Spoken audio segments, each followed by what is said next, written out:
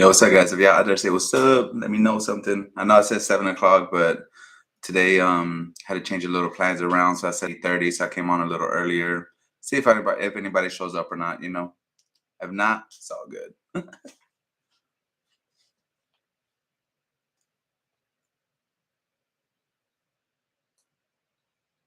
So anyway, I'm just here. I know it's I just like coming on here and talking to you guys about the medical field and especially radiology. A lot of people have questions about is the school hard and where did you go? Is it better for a private school or a public school? Just things of that nature. And a lot of people understand, man, that the impact that going to college has on you, and on your future endeavors, not just now. What I'm saying? In the future, like everybody's like, oh, I'm gonna go to private school because it's faster. But then, back then when I went to private school, it was like 25K, 25K. And I got lucky because the school I went to we were like the guinea pigs. So we're like the first class of the private school. And, my school is only 25,000. Now, other schools were on there. I mean, other schools now, the same thing, private schools for 2 years, you're looking at, and then when I went, I didn't have no kind of prerequisites, so I didn't have nothing, no anatomy, no nothing. So when I went, I was like cold turkey. But now, if you do that now, like in Florida, we have Kaiser University, we have Rasmussen. I think there's one called Hodges University, and all those. If you go try to go in for radiology or any kind of degree in nursing, you're looking at like 50 to 70K just to finish a 2 year program, and that's a lot. What I'm saying? That's tough to deal with. And yeah, you think about it, oh well, I'm young, but it's like when you're young you still have your whole life to think about. And you can be like, okay, well, I'm gonna pay 70K off fast. But then they don't think about the interest build up, so by the time you finish paying, you paying like 120,000, without even noticing. And life happens. You finish school, you get a wife, you get a husband, and you get a house payment, car payment, kids, and all that adds up, man. So for you to pay that 70K back is never going to happen. And not only that, if you do the 70K back, or like how Obama's trying to do the Obamacare thing to pay student loans back, when you go to a private school, the private school is not covered under that. That's only state colleges, state/slash public colleges. So you have to be very, very smart of where you decide to go to school at. Um, a lot of people, like I said, a lot of people understand that. They're just like, oh, go to private school and it's, fast, quick, easy to get into. They're like, oh, there's no It's not that there's no competition, but if you go to a private school and as long as you're breathing and you got a loan and you're paying the money, you're gonna get in. You know what I'm saying? And that can be bad too because then you're getting into a private school and they're not giving you the right education. Like when I went to a private school, I had to. I think the clinicals they gave me were like some crazy clinicals, like outpatient centers and like a doctor's, like a podiatrist office. It's like, what are you really going to learn? But I needed my clinical hours, and it was a private school, so they didn't get all the good clinical rotations. They didn't get the good clinical sites. They only had what they could get, basically. And that's why they don't. That's why when the techs come out, even though they pass their registry, they're not a well-rounded tech because they didn't get to go to the hospital. They didn't get to go to the trauma centers. They didn't get to go to the OR. They didn't get to go and experience how busy an ER is, especially during season. And when you're in a private school, you don't get that. 90% of the time when you go to a private school, like I said, they'll give you the little doctor's offices where you see like little coughs and yeah, you might get an X-ray of a chest once in a while or a foot, but you don't see no real trauma. That's why when they ask me like, hey, should I go to a private school? Should I do this? Like I said, guys, even though I went to one, I don't recommend it because for one, it's expensive. For two, you don't get the proper education. And for three, I promise you will never pay that loan off unless your parents are rich or you're rich or your spouse is rich and you can pay that cash, then go for it. Other than that, I wouldn't recommend it. Um, but is radiology a good field? Is it a good career? Me, for instance, I respect it because of the fact that it's provided me with a good lifestyle. I had my ups and downs. I've been to plenty of places that I worked, and it's hard whenever you worked at a place for so long. it is hard to find your niche. It's hard to find your home, and when you found it again, you kind of like, okay, now I'm comfortable, I'm back where I belong. But there's times, man, that you get frustrated, about where you work, and you get new management, or yeah, like the most important, the most factors at the management. Management is super important, and if you get somebody that goes in and messes up the whole workflow, then you're gonna be miserable. You know what I'm saying? And you can't work correctly, and then you're gonna want to move on. But the radiology field it's harder than people think, because they're like, oh well, it's radiology, all you do is press a button. And it's not always necessarily like that. Yeah, don't get me wrong. When you go to work, you know what I'm saying? When you go to work and you finally pass your school, you pass your registry or whatever, and you're a certified technologist, it's not a hard job. You know what I'm saying? Honestly, is it busy? Yeah, it's busy. You go do portables, you go and you do portables, and you have sometimes you have 10 patients. Sometimes you have your phone whenever you're upstairs on the third floor, and then the phone you get a text and you get like 4 more requisitions, and you're like, man, I gotta go do it. So it's busy. But to say that it's hard is really not a hard job. It's not. The hardest part, to be honest, is when you go to the OR and you have to be in the C arm and stand up. For sometimes those neuro cases take like 5, 6 hours, and you're just standing there. Is it hard? No, you just go in there, be like, picture usually is AP lateral. That's it. Picture, and then you stand back, let the doctor do his thing, and you go in there like another 20 minutes and do your thing. But your job is to sit there, to stand there, and that's pretty tough.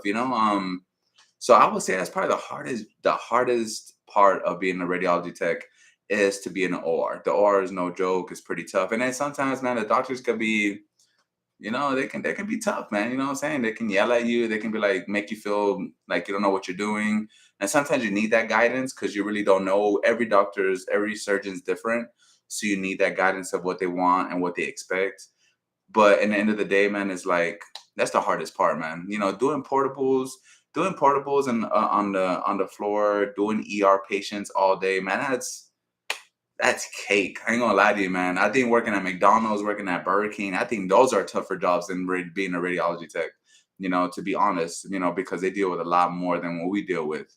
But that's just my opinion because I've been through all that. I worked everywhere growing up. You know what I mean? So when I get to this job and this position and this career, to me it's not even a job. You know what I'm saying? I don't even consider that it's a job. It's like, man, I get paid for doing this, and I get paid really good for doing what I do. It's a blessing, man. You know what I'm saying? Yeah, you earned it. You went to school, you passed your registries, you did your work. So yeah, it's a good thing. You earned it, but at the same time, it's like, dang, I get paid for doing this. Like this is pretty awesome, to be honest. Um so I would say that that's probably the hardest thing is being in the OR. Weekends that I work, weekends are chill, man. And like I said last week, the what makes a good department, it's a good supervisor or a good lead. If you got a good lead tech and a good supervisor, your job is gonna be cake. You know what I'm saying? Because your job is already to go there. If you're just a tech, your job is to go there and be like, okay, man, I'm a caser. What you want me to do? Oh, I need these portables done. Gotcha. You know what I'm saying? You have to know your role too. You know what I'm saying? You can't sit there and be like, oh, I don't want to do it. Oh, why hasn't he do anything? Like, you can't work like that either. Because if you work like that, then your whole day is gonna go off. You know what I'm saying? Like, your job as a technologist, if you're not in a lead position, is to go in there and be like, okay, what do you want from me? What do you want me to do? And if you're getting overused, then yeah, you can step up a little bit and say something, be like, hey man, we got 4 techs sitting down, and you only sending me. Then there's an issue. But for the most part, most departments don't really work like that. They kind of like try to like share their work with everybody. So it's pretty fair. You know what I'm saying? In most circumstances. Um, if you have questions, I know I have a few people. If you have questions, let me know. If not, then I'm gonna just keep on talking for like 10 minutes, 15 minutes, and I'm gonna just call it a night. But I did get my bachelor's in management because at one point I wanted to be a supervisor, right? So I had the opportunity. I was like, you know what? If I ever want to be a director, I need my bachelor's and maybe my master's. So I would go to work Monday through Thursday, and I think it was Monday, Tuesday, and Thursday nights. I had to drive from work at 4:30, drive an hour and a half to go to the state college I was going to get my bachelor's in management. And I did that for I think 2.5 years because I couldn't go all the time because I had to be like kind of like a part-time student and stuff. But I got my bachelor's in management. But when I got into the supervisor role, I realized, man, that it's not what I expected and is not what I wanted, because for one, if you become a supervisor in your same department, like where you grew up, or well, yeah, where you grew up, right? Basically, I say grew up because I was working in the hospital. I became supervisor. I was working there for like that. That was the only hospital I ever worked at home. So, when you get moved up in the same hospital that you started off as a regular tech and you get to move up, it's tough, man, because they really don't want to like play fair in the beginning. So you have to sit there and you have to go one by one. Super, super political, man. You know what I'm saying? It's like I don't want to be um hmm, connection isn't stable. Please wait while we try. If it glitches, I apologize. I don't know why it's doing that. But anyway, if when you become a supervisor and you become in that kind of environment, it's tough, and then you get new managers saying, and everything happens for a reason. Why is it doing that?